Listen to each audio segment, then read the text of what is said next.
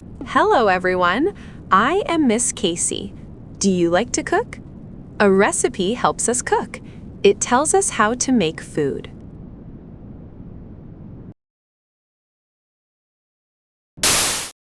First, every recipe needs a name. This name is the recipe's title. It tells you what food you will make.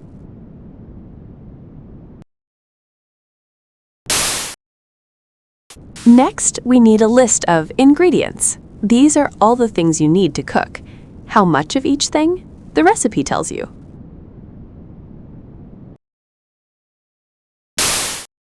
After ingredients, we have steps. These are the instructions. They tell you what to do, step by step. First, you cut the onion. Then, you mix the ingredients. Finally, you cook the soup.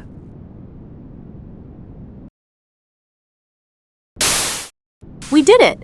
A recipe needs a title, ingredients, and steps. Now you know how to write a simple recipe. You can share your favorite food with others.